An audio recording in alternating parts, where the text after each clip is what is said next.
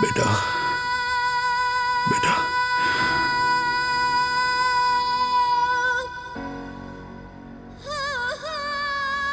तुम्हें यहाँ अच्छा लग रहा है?